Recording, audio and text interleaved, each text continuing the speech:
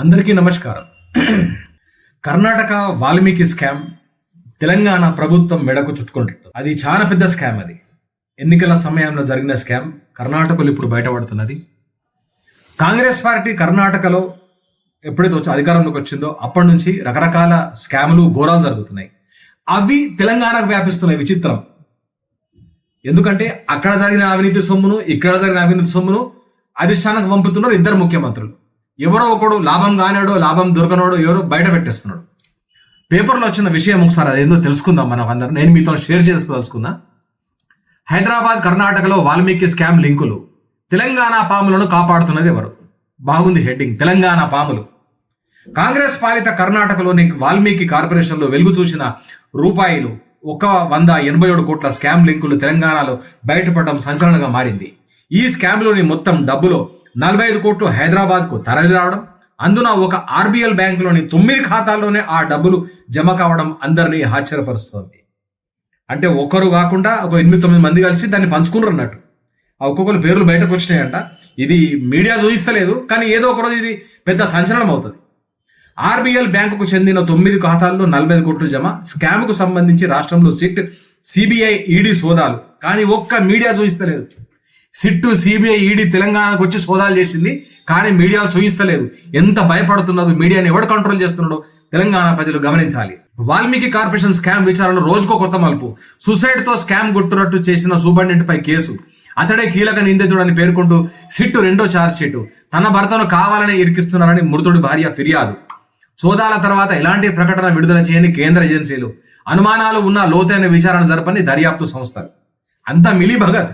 Congress, BJP కలిసి చేస్తున్నాయి. ఎందుకంటే రేవంత్ రెడ్డి రేపు వాళ్ళకి అవసరం కావచ్చు. ఎందుకు అతన్ని బ్లేమ్ చేయాలనుకుంటుందేమో మోడీ సర్కార్ అర్థమవుతలేదు. కానీ ఏదో ఉంది. నిందితులను తప్పించి బాధితుల లక్ష్యంగా సిట్టు విచారణ. కాంగ్రెస్ పాలిత కర్ణాటకలోని వాల్మీకి కార్పొరేషన్లో వెలుగు చూసిన 180 కోట్ల స్కామ్ లింకులు తెలంగాణలో బయటపడడం సంచలనంగా మారింది. ఈ స్కామ్లోని మొత్తం డబ్బులో 45 కోట్లు హైదరాబాద్కు రావడం, ఆ తర్వాత అది ఒక బ్యాంకులో ఉండడము, ఇదంతా ఒక పెద్ద స్కామ్గా చూపిస్తున్నది కంప్లీట్గా కర్ణాటక మీడియా. తెలంగాణ కాంగ్రెస్ ప్రభుత్వాలను కాపాడుతున్నది ఎవరు అనేది $1 మిలియన్ ప్రశ్న. ఆ విషయం ఎందుకు బయటకు రావాలి? ఈ డబ్బు ఎవరికి చేరింది? ఎందుకోసం వచ్చింది? ఇక్కడికి ఎవరు ఖర్చు పెట్టిండ్రు? మరోవైపు కర్ణాటకలో ఈ స్కామ్ దర్యాప్తు తీరుపై అనుమానాలు కూడా ఉన్నాయి. తొక్కి పడేస్తుంది అక్కడ ప్రభుత్వం. కంప్లీట్గా ప్రభుత్వాన్ని యాజమాన్యం చేస్తున్నాడు సిద్ధరామయ్య. సిద్ధరామయ్య ఆల్రెడీ ఒకటి ముడా అనేది మైసూర్ అర్బన్ డెవలప్మెంట్ అథారిటీ అనేది మెడకు చుట్టుకున్నది. ఆ వ్యవహారంలో ఆయన రాజీనామా దాకా పోతుంది. రేపు తెల్లారి తెలంగాణలో ఏదైనా జరిగితే నోటీసులు ఇస్తే మరి రేవంత్ రెడ్డి రాజీనామా చేస్తారా అని అక్కడ మంత్రి అడిగిండు. అంటే అవినీతి అనేది కాంగ్రెస్ పాలిత ప్రభుత్వాల్లో ఎంత ఇరుక్కుపోయిందో చూడండి.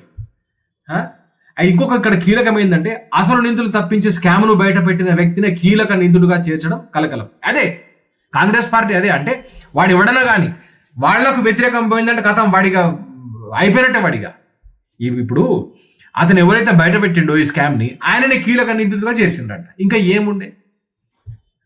నా యొక్క వినతి ఏంటంటే మీడియాకు, అక్కడి నుంచి 45 కోట్లు తెలంగాణకు వచ్చినాయి.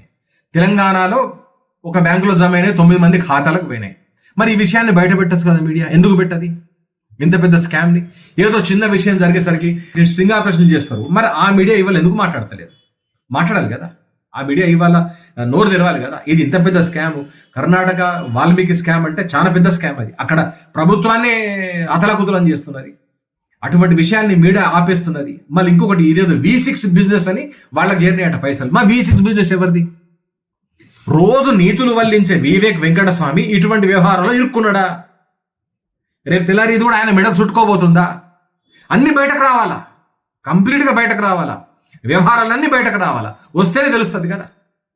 కానీ మీడియా అనేది నిష్పక్షపాతంగా వహించాలి. వాళ్ళు ఎటువంటి ఇది లేకుండా కంప్లీట్గా చూపించాలి. అది చేస్తుందా అని ఆశనవుతుంది. త్వరలో చేస్తానంటున్నారు, చూడాలి. మరి మీడియా కూడా తన పాత్రని పోషించాలి తెలంగాణలో. అప్పుడే ఆ మీడియాని నమ్ముతారు. ఇంత పెద్ద స్కామ్లో ఉన్న V6ని మిగతా వాళ్ళందరి పేర్లు బయట పెట్టాలి. V6 బిజినెస్ అంటే అది వాళ్ళది క్లియర్గా వాళ్ళ పేర్లు బయటకు వస్తున్నాయి. వివేక్ గారు ఇప్పటికైనా నీతులు చెప్పకండి.